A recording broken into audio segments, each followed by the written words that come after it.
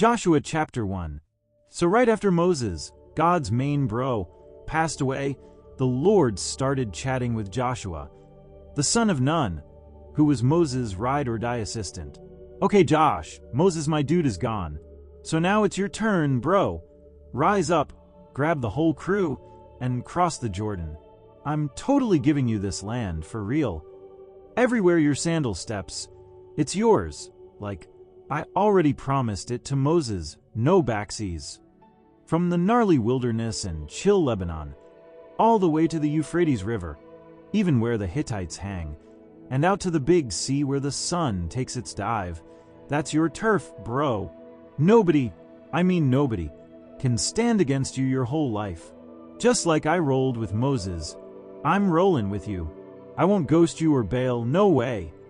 So be strong, like buff in the soul, and super brave. You're gonna hand out this land to my peeps, just like I promised their OGs. Seriously, double down on courage, and stick to the law Moses dropped. Don't veer off to the right or left. Stay in the lane, and you'll totally crush it. This book of law, keep it close lips and heart close. Meditate on it 24/7. Then your vibe will rise, and you'll nail success, bro. Didn't I tell you already? Be strong and totally fearless. Don't freak. Don't dip. I'm your God, and I got you wherever you roll. So Joshua hollered at the officers and was like, Yo dudes, cruise through the camp and tell the people. Pack some grub, 'cause in 3 days we're crossing the Jordan to grab the land God's gifting us. Then Josh turned to the Reubenites, Gadites, and the half-tribe of Manasseh and said, Hey, remember what Moses, God's MVP, told you? That the Lord hooked you up with chill and with this land. Your fam and livestock can stay put on this side, but you warriors gotta suit up and roll out with your bros to help them get their land. When the Lord gives them their rest and the land too, then you can bounce back and enjoy your slice. The one Moses scored you east of the sunrise. And the people were like, Dude, whatever you say, we're on it. You tell us to go, we go. We listened to Moses, and now we're totally listening to you, just as long as the Lord is with you like he was with him. If anyone tries to act out and not listen to you, they're donezo. But for you, bro, just be strong and super brave, okay? Joshua chapter 2. So Joshua, son of Nun, sent out 2 undercover bros from Shittim to scope out the land, especially Jericho. They ended up chillin' at this gal Rahab's place. She was a total rebel hostess. Word got to the king of Jericho, whoa, some Israelites just rolled into town tonight to totally check out our vibes. The king messaged Rahab and was like, Yo, send out those dudes who came to your pad. They're spying on us for sure. But Rahab was sly. She had already stashed the guys. She told them, Yeah, some dudes came by, but honestly, no clue where they were from. When it got dark and the city gate was about to close, they bounced. I don't know where they went, but if you cruise after them now, you might catch 'em. Reality check. She'd actually hidden them under some flax bundles on her roof. Major undercover move. So the king's guys totally chased after the spies down the road to the Jordan. As soon as they left, the city shut the gates tight. Before the brothers crashed for the night, Rahab snuck up to the roof to chat. She was like, Okay, listen, I know the Lord gave you this land. Everyone's totally freaked out, like major anxiety mode. We all heard how the Lord dried up the Red Sea for you when you pieced out of Egypt, and what you did to Sion and OG, total wipeout. As soon as we heard that, our hearts just melted, like no strength left. Your God, he's the God, sky high and down low. So now, I'm begging you, swear to me by the Lord, since I was chill and helped you out, promise you'll return the favor and keep my fam safe. I'm talking my dad, my mom, my sibs, everyone. Don't let us get wiped when stuff goes down. And the guys were like, Totally, our lives for yours. if you don't spill the tea about this, when the Lord gives us this place, we'll treat you right." Then Rahab let them down with a rope through her window. Her house was literally on the city wall. Wall life. She told them, "Head for the mountains, hide out for 3 days till the search squad gives up. Then you can make your great escape." And the brothers said, "Okay, but listen, we're off the hook from this promise if you don't follow through.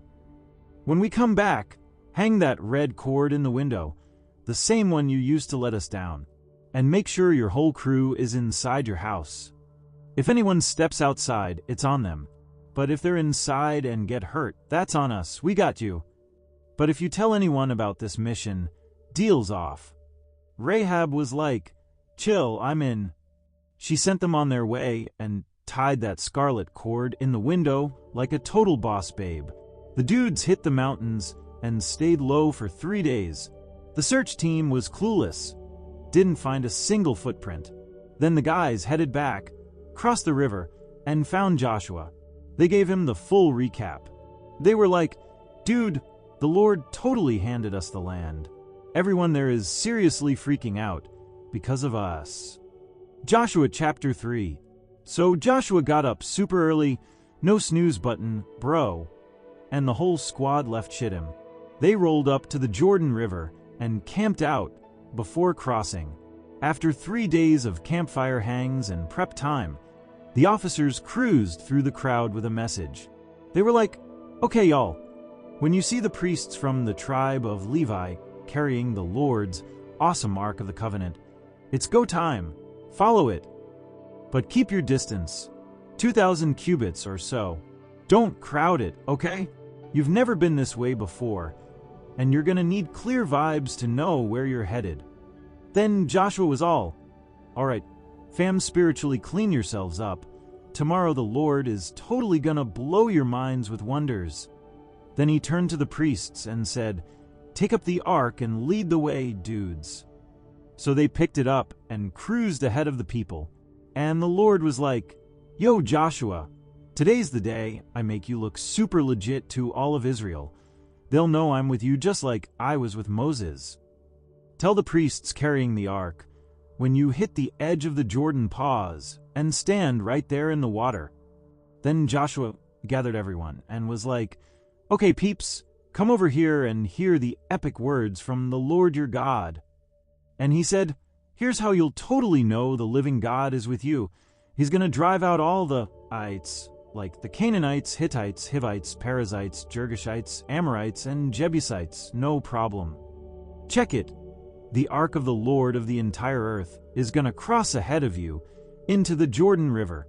Major moment. So now, pick one guy from each tribe, 12 bros total, and get ready. When the priests carrying the ark step into the water, the flow from upstream is going to totally stop, and it'll pile up like a mountain of liquid righteous. So the people packed up their tents and started moving toward the river. The priests were already ahead, carrying the ark like pros.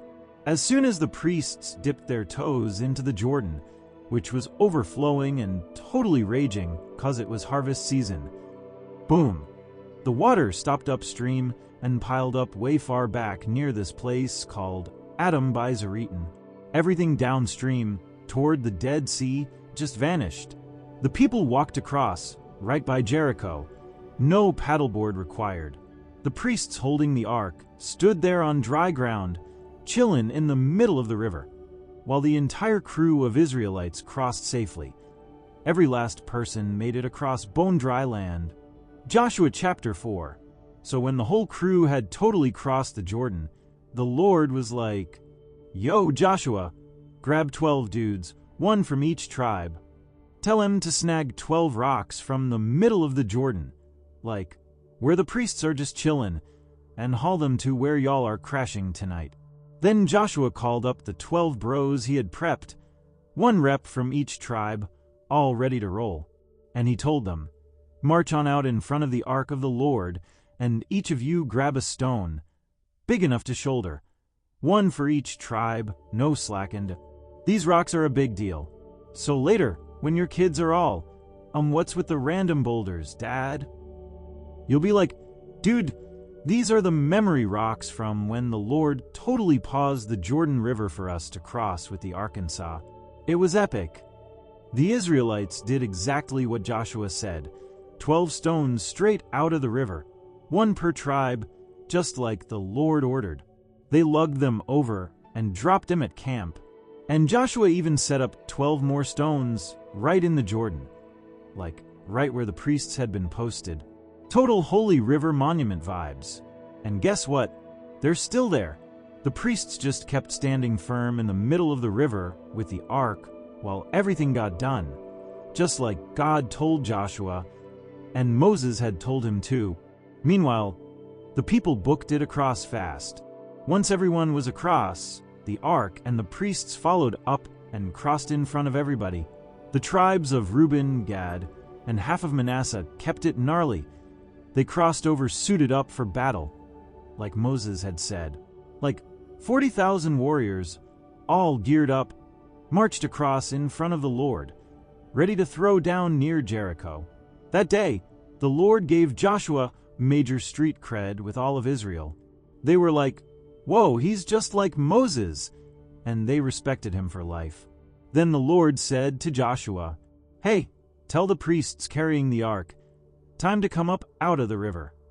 So Joshua gave the order, okay guys, come on up from the Jordan. And the moment the priests stepped out, feet fully back on dry land, the Jordan River whooshed back into place, overflowing like before. Nature resumed its regularly scheduled program. The people came out of the river on the 10th day of the first month and made camp at Gilgal, on the east side of Jericho. Joshua set up those 12 stones they'd taken from the Jordan right there in Gilgal. Monument vibes, part 2. Then he was like, okay fam, in the future when your kids are like, yo, what's with all the rocks? You tell, we walked across this river, like dry-footed, no boats, no floaties.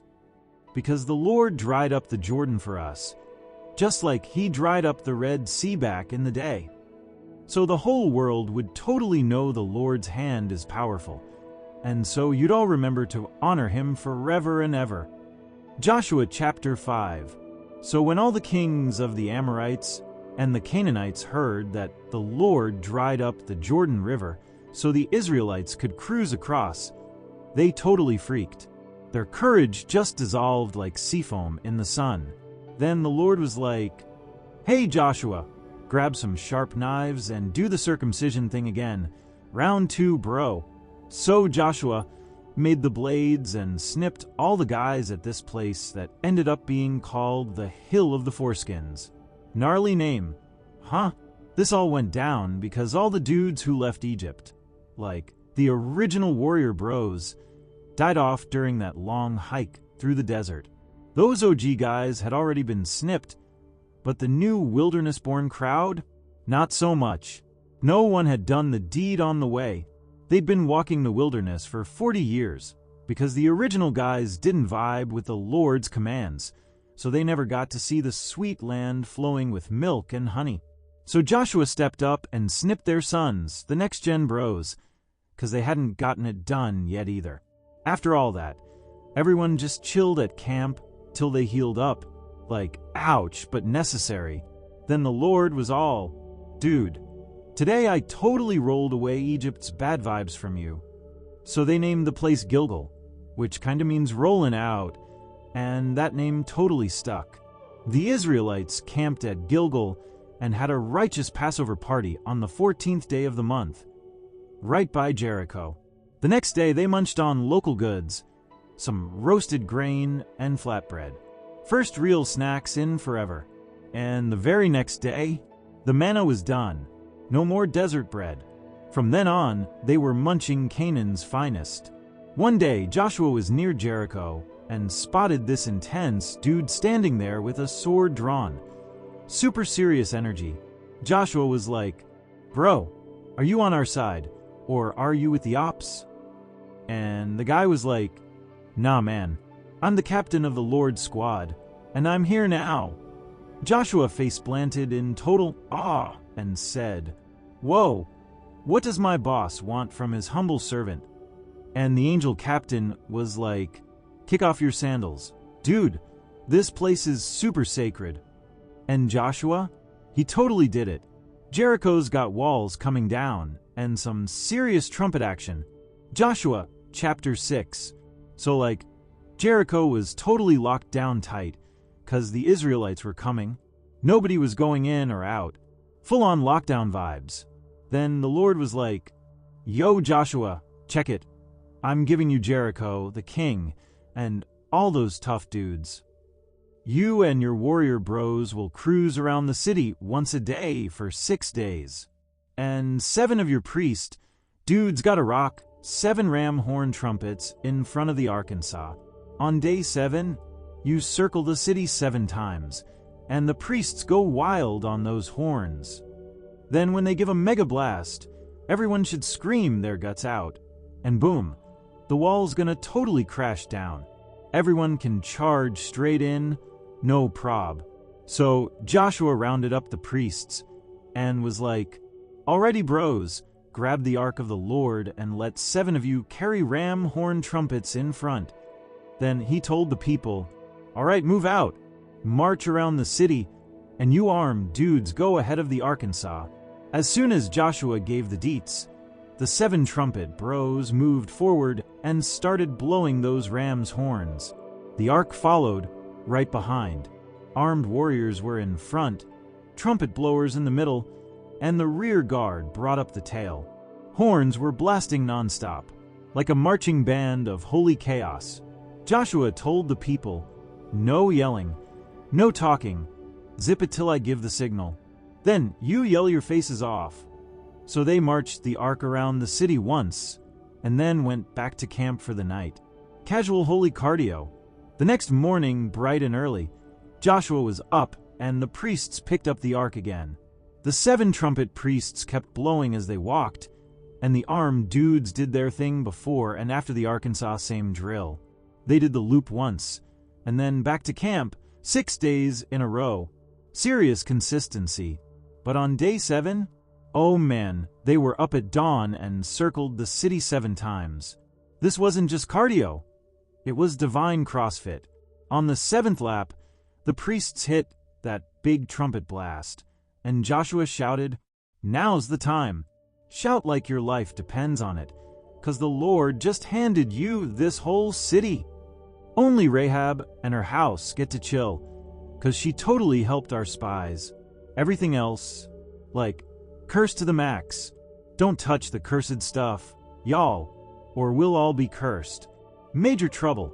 But the silver, gold, and metal gear, that's all holy loot, goes straight into the Lord's treasure chest.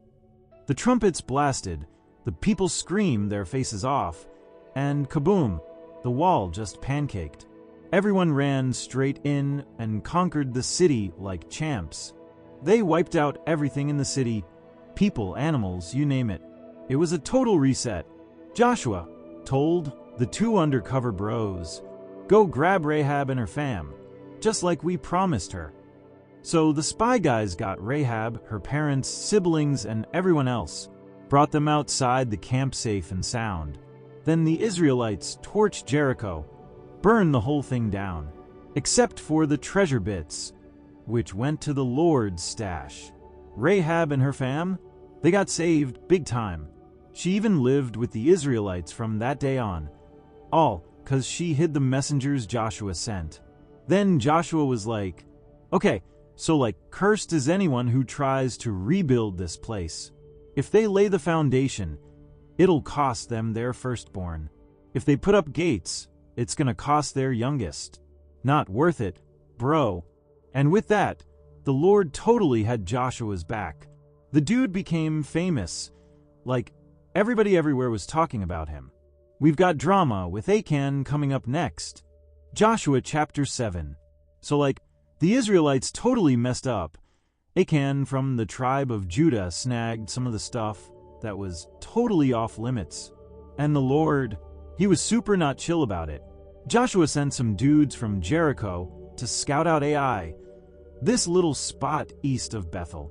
They came back and were like, Dude, don't send the whole squad. Just a few thousand guys can totally handle it. There's barely anyone there. So about 3,000 bros went up, but whoa, they got wrecked and ran away from the guys at AI. The AI crew took down 36 Israelites and chased the rest all the way to Shebarim. Everyone's confidence totally melted, like popsicles in the desert. Joshua was wrecked. He tore his clothes, face-planted, before the ark, and threw dust on his head with the elders, just full-on grief mode till sunset. And he cried out, "Ugh, Lord God, why'd you even bring us across the Jordan just to get smacked by the Amorites? We should have just stayed on the other side. What am I supposed to say now that we've totally bailed in front of our enemies? The Canaanites are gonna hear, surround us, wipe us out, and then, like, what about your big, awesome rep?" But the Lord was like, "Get up, dude. Why are you face down like that?" Israel totally blew it. Broke the deal, snuck off with the banned stuff, even hid it among their stuff. So not cool. That's why you're losing. I'm not hanging with you anymore unless you ditch the cursed junk. Get up and tell everyone to get spiritually scrubbed for tomorrow, 'cause there's some forbidden stuff hiding among you, Israel, and you won't win till it's gone.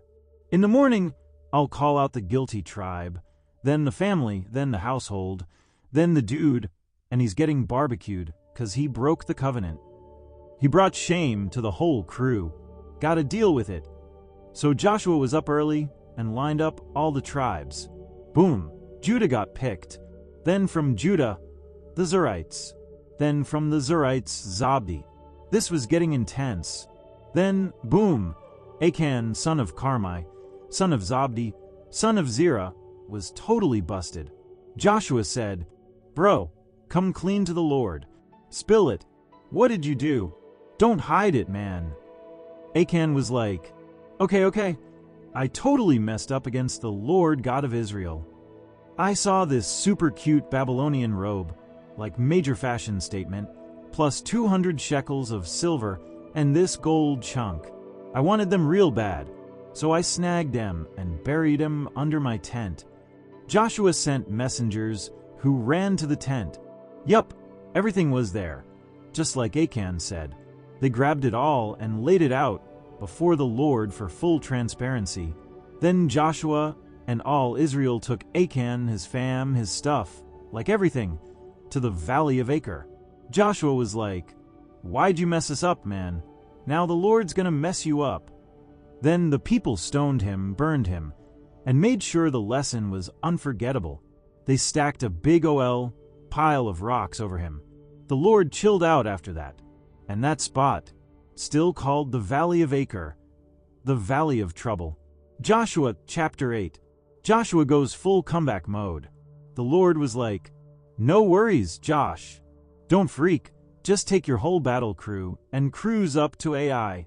I'm handing it over, king, city, people, land. It's all yours." Same vibes as Jericho, but this time you can keep the goodies and the cows. Oh, and set a sneaky trap behind the city. Classic ambush mode, bro. So Josh got up with the troops and picked out 30,000 total legends for a nighttime mission. He told them, "All right, dudes, hide out behind the city not too far. Just be totally ready. Me and the rest of the crew will roll up like we're attacking head-on. When they come at us, we pretend to freak out and bounce. They'll totally fall for it, thinking we're scared again. Then boom, you rush in and snag the city, 'cause God is totally setting it up for us. Light it up when you've got it. Full send, 'cause the Lord said so. I'm not just making this up." Then he sent him off to their hidey spot between Bethel and Ai. Josh crashed that night with the main squad. Next morning, he got up early, like before sunrise vibes, and led the crew toward Ai with all the elders. The battle bros camped to the north of the city, with a valley in between. Like, epic dramatic setup. Josh also had 5,000 sneaky dudes chillin' behind the city. With everyone in place, Josh moved into the valley by night. mystery warrior mode. The king of AI spotted them and was like, "Let's go!" and brought out the full army. He had no clue about the surprise party waiting behind his city. Josh and his squad did the whole fake freakout thing and ran toward the wilderness. Everyone from AI chased them like it was the Olympics. Literally no one stayed behind. They left the city wide open. Oops. The Lord said, "Yo, Joshua, point your spear at AI, it's going down." And Josh was like, "You got it, big guy." That was the signal. The ambush crew popped up, stormed the city, and lit it up. Flames, bro. When AI's warriors looked back and saw the smoke, they were like, "Oh crud." No way out. Israel pulled a U-turn and came straight back at him. Josh and team saw the smoke, hit the gas, and bam, it was on. The ambush dudes came out too, double trouble. The guys from AI were like, totally trapped. They even nabbed the king alive and brought him to Josh. Israel cleared out the rest of the AI crew in the field, then circled back and finished the job in the city. That day, total count, 12,000 gone. Brutal. Josh didn't lower his spear till the whole mission was complete. Serious dedication. But they did get to keep the cows and the loot, just like the Lord said. Then AI got the Jericho treatment, turned into a forever pile of ashes.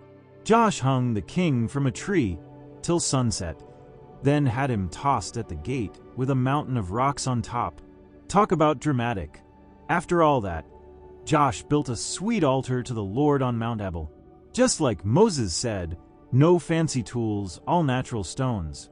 They grilled up burnt offerings and peace offerings right there. Josh even wrote out Moses' law on the stones while everyone watched. Hardcore scribe vibes. Everyone, the VIPs, the newbies, even the tourists, stood around the Arkansas half near Mount Gerizim, half by Mount Ebal, all according to the Moses master plan. Then Josh read the whole law, blessings and curses, every single line. Nothing was skipped. He read it all in front of the crew, the ladies, the little dudes, and even the out-of-towners. Things get shady, and the Israelites get straight up bamboozled. Joshua chapter 9. So like, all the kings west of the Jordan, the hill bros, the valley dudes, and the coastal crew near Lebanon, Hittites, Amorites, Canaanites, Perizzites, Hivites, and Jebusites, they all heard what went down. They were like, "Bro, we gotta squad up and take Joshua down." One massive alliance, no chill. But when the peeps from Gibeon heard what Joshua did to Jericho and AI, they got clever. They were like, "Let's dress like we've been road tripping forever." So they grabbed janky sacks, ripped up wine bottles, and busted sandals. They threw on their oldest clothes and brought crusty, moldy bread to sell the whole long journey look. Then they rolled up to Josh at Gilgal and were like, "Yo, we totally came from super far away. Wanna make a deal?" The Israelites were like, "How do we know you don't actually live nearby?" And the Gibeonites were like, "We're your humble servants." Then Joshua was like, "Okay, but, who even are you? And where are you from?" They said, "So far away, bro. We totally heard about your God. He's famous. He crushed Egypt. And he took out Sihon and Og, those Amorite kings across the Jordan. Our elders were like, grab snacks and go meet those Israelite dudes. So we're here. Let's make a pact." This bread was fresh and toasty when we left. Now it's basically vintage. Our wine bags were brand new. Now they're totally wrecked. And these outfits, straight up ruined by the journey. So the Israelites tasted the snacks, but forgot to check in with the Lord. Major oops. Joshua was like, "Okay, deal." They made peace, signed the pact, and promised not to harm him. 3 days later, plot twist, Israel found out the Gibeonites were basically next-door neighbors. Awkward. The Israelites rolled up to their towns, Gibeon, Kephirah, Beeroth, and Kirjath-Jearim, but they didn't attack. cause of the sacred promise. The people were like, "Dude, seriously?" The leaders were like, "We made a vow to the Lord. Our hands are tied. If we break it, we'll totally get divine drama. So, we keep the deal." They said, "Fine, they can live, but they're gonna chop wood and carry water for the whole squad, forever." Then Joshua called them out. "Why'd you trick us, pretending to be all far away when you literally live next door? You're cursed now, dudes. You'll always be chopping wood and hauling water for the Lord's house." They replied, "Well, we heard what God told Moses about giving you all this land and wiping out the locals, and we freaked. So now we're like, totally at your mercy. Do whatever seems fair, bro." So Josh kept his word and didn't let the Israelites take him out. Instead, he made official wood choppers and water fetchers for the people and the Lord's altar. And that's still their gig to this day. Righteous deception, legendary drama, and covenant consequences. Let me know when you're ready to roll into Joshua 10, where it gets even more epic. Hello, sun standing still. Joshua chapter 10. So when Adonizedek, the big kahuna of Jerusalem, heard that Joshua totally wrecked Ai and Jericho and made BFFs with Gibeon, he got majorly freaked out, because Gibeon was a mega city and full of strong dudes. So he texted his squad, Hoam from Hebron, Piram from Jarmuth, Japhia from Lachish, and Debir from Eglon, and was like, "Brothers, rally up, let's go crush Gibeon." They totally teamed up with Josh and the Israelites.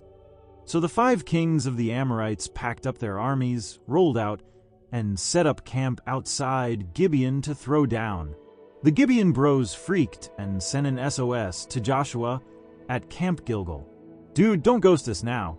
Come fast and save our butts. All these kings are totally coming for us."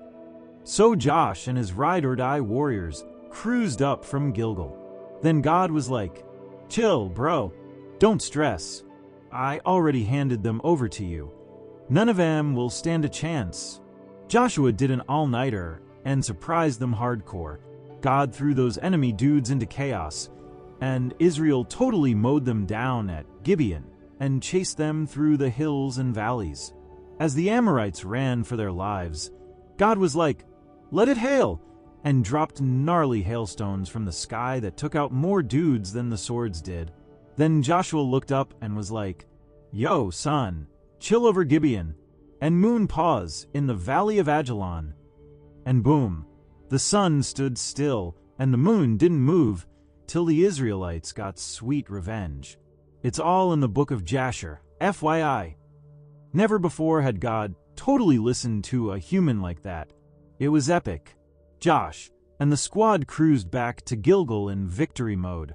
Meanwhile, the 5 enemy kings bailed and hid in a cave at Makkedah. Someone spilled the tea to Josh. "Yo, we found the kings hiding in a cave." And Joshua was like, "Roll some big OL rocks over that cave entrance and post some guards. But don't waste time, bros. Keep chasing the bad guys. Don't let retreat to their bunkers. God's got this handled." After Team Israel did some serious smackdown, the few survivors ran to their walled cities. Everyone regrouped at Makkedah whoa, that was intense, and no one dared trash talk the Israelites. Then Joshua was like, "Alrighty, open up that cave and bring those 5 royal runners to me." So the squad did what Josh said and totally dragged out the 5 kings from the cave: Jerusalem, Hebron, Jarmuth, Lachish, and Eglon. When they got those royal dudes out, Joshua called over the captains of his surf squad and was like, "Yo, bros, step on their necks." So they rolled up and did it. Super intense moment. Then Josh gave this epic pep talk. "Don't be scared, dudes. Seriously, don't freak out. Be strong, be chill, and have courage. This is exactly what God's gonna do to all your haters." After that, Joshua totally took them out. Boom, gone. He hung on 5 trees, and they stayed there till sunset. When the sun dipped low, Josh was like, "All right, take him down." So they tossed the kings back into the cave they were hiding in, sealed it shut with huge boulders, and it stayed that way forever, like a no-exit tomb. That same day, Josh rolled into Makeda, went full send, and took out the king and every living soul. Like, no survivors. He treated that king just like he did the dude from Jericho. Then Joshua and the whole squad headed to Libnah and threw down there too. God totally came through again. They wrecked Libnah, took the king, wiped out everyone, and gave the king the Jericho treatment. Next stop, Lachish. Joshua and crew rolled up, camped around it, and started the battle. And boom, on day 2, God handed over Lachish too. Same story. Swords, wipeout, total destruction. Just like Libnah. Then Horam, the king of Gezer, tried to help Lachish, but nah, Joshua and the boys took him out. 0 survivors. From there, Josh headed to Eglon. Camped, fought, repeat. They grabbed it the same day, wiped everyone out just like they did at Lachish. No mercy, dude. Up next, Hebron. They geared up and stormed in. Took it. Took the king. Took all the nearby towns. Sword City. Everything breathing, gone. Same treatment as Eglon. Then they turned toward Debir. Yep, same energy. Sliced through Debir and all its towns. King, gone. People, gone. Just like Hebron and Libnah. Josh wasn't messing around. Joshua totally conquered the whole region. The hills, the southland, valleys, and springs. He didn't leave anyone breathing. God told him to do it, and he did it to the max. He crushed everything from Kadesh Barnea to Gaza, and the whole Goshen zone to Gibeon. All those kings, all that land, taken at once. 'Cause the Lord, the big kahuna of heaven, totally fought for Israel. Then Josh and the squad cruised back to base camp in Gilgal. Mission totally accomplished. Joshua chapter 11. So like when Jabin, the head honcho king of Hazor, heard what went down, he freaked and texted his squad. Jobab of Madden, the king of Shimron, the king of Akshaph. Total panic mode, bro. He also hit up all the kings from the northern mountains, the lowlands south of Chinneroth, the valley crowd, and the west coast near Dor. Everyone was getting the invite. Basically, the Canaanites from every direction. East, west, mountain peeps, valley dwellers, the whole Amorite, Hittite, Perizzite, Jebusite crew, plus the Hivites chillin' under Mount Hermon, got called to arms. And they all rolled out like, whoa. The crowd was huge, like sand on the beach level massive. Horses, chariots, major army vibes. They all camped out together by the waters of Merom, totally ready to throw down with Israel. But God was like, yo Joshua, don't trip. Tomorrow by this time, they're toast. I'm handing them over to you guys. Oh, and like, slice their horses' hammies and torch their chariots. So Josh and the war party did a surprise pop-up attack at Merom. Boom. They pounced hard. God totally delivered the enemy into Israel's hands. They chased him all the way to Great Zidon, Misrephoth-Maim, and the Mizpeh Valley. It was a wipeout. No survivors left. Josh did exactly what God told him. Crippled the horses and set those bougie chariots ablaze. Then he turned back, hit Hazor, and took out the king. Hazor used to be like the big boss of all those kingdoms. They wiped out everyone there. Like, no breathers left. Then Josh lit the whole city on fire. Total destruction, dude. Joshua also took all the cities of those kings, and yep, same story. Swords, silence, and smoldering ruins, just like Moses told him. But hey, the cities that weren't fortified, they left those alone, except Hazor. That one totally got torched. Israel scooped up all the loot and cattle. But as for the people, it was sword time. No one got out alive. Josh followed the game plan, straight from Moses, who got it from God. He didn't skip a single step. So Josh totally scored all the land, the hills, the southern zone, Goshen turf, the valleys, plains, the whole mountain scene. Everything from Mount Halak, near Seir, to Balgad down in the Lebanon Valley under Mount Hermon. Josh conquered all the kings. He served them major defeat, and, it wasn't a weekend gig either. Joshua waged war on those kings for a long time, bro. No city tried to be chill with Israel, except the Gibeon squad. Everyone else chose violence and got owned. God actually made their hearts all hard and gnarly so they'd fight and get wrecked, just like he planned with Moses. Harsh divine strategy, man. At that time, Josh also wiped out the Anakims, those gnarly giants from Hebron to Beer Anab, all over Judah and Israel's mountain zones.